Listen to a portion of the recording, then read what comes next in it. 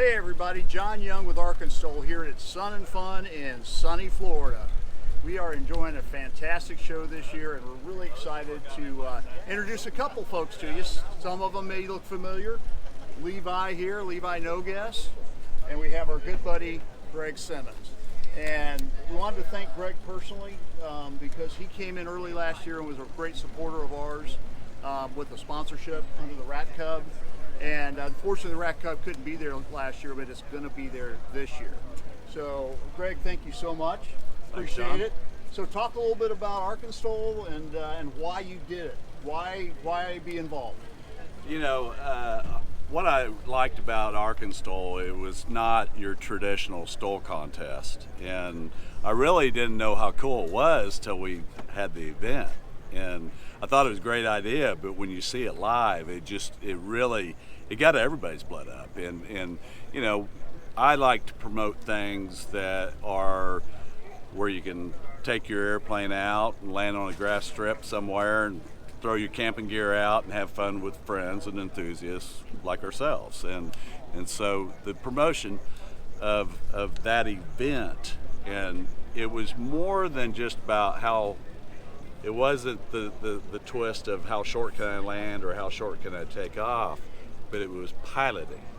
And as you saw last year from the results, there were some great pilots there. And so it was just it was just a blast to be a part of. Awesome. Thanks so much. I appreciate it. Hey, while we're here, we have the Rat Cub, we have Greg, and of course, we have Levi. Course. So Levi has been bugging Greg the whole show to show him the details of the Rat Cub. Levi, ask your questions. Well, I look at the Rat Cub and he's got it painted up like it looks like an old beat up plane, which is really what I normally fly, an old beat up plane. So this one drew my attention, and Greg is a guy that makes things happen.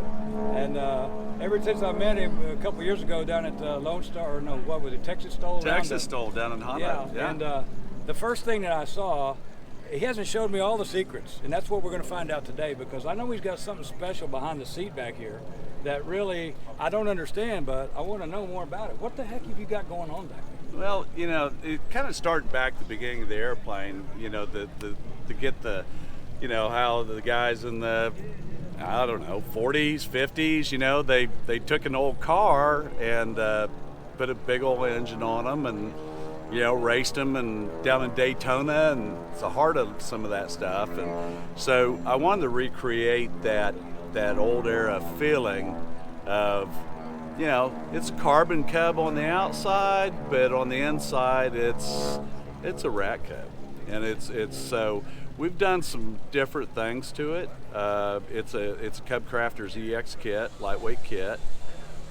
We did some things to strengthen up some airframe things and special points. You know, underneath this gear, there's some things to do. So when we put that extra pressure on it, like you do in stole contests or being really aggressive in the backwoods, planting that thing down, we want to make sure that we have a safe, you know, something that you'd be really confident in. And, you know, so, you know, first of all, we have Acme's titanium gear on it.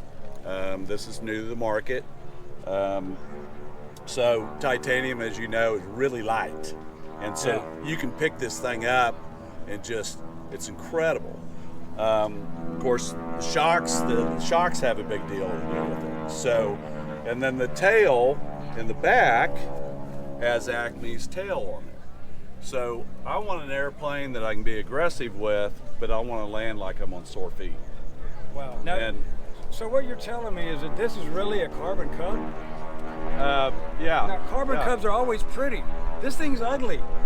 You know. Why is it ugly? Well, it's covered in leather. You know. Jim Richmond gives me a hard time all the time. I sent him a picture the other day, and he asked if my bubble gum had fallen out underneath that wing, and I said no, it's still there. It's part of my aerodynamics.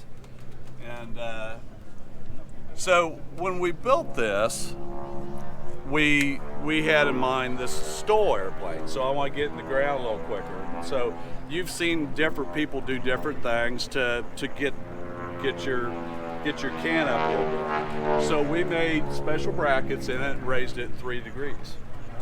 So the airplane, the only difference is the tail flies a little higher when you're in cruise. And then, of course, as of any great thing, it's what's under the engine. So what you see here is it's actually an X-Cub cowling, and I've got Aerosports 375 in it, counterbalanced, polished, and it's 10 to 1s. And then we've engine-driven fuel injection system. I had a prior system on there, and I felt more confident going back to the engine-driven.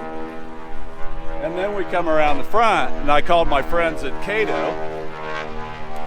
And Cato does a lot of things that are not necessarily on airplanes.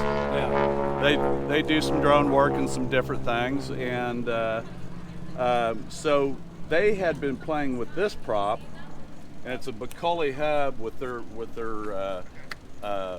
props on it. And so what I wanted to be able to do is hit 2850 like that, and that's what we achieved with this. So I can be turning 2850 almost instantaneously for that takeoff. The other nice thing about it is, when I'm cruising down the countryside, I can pull it back 23 squared and cruise at 118 mile per hour, which you don't see that carbon cubs.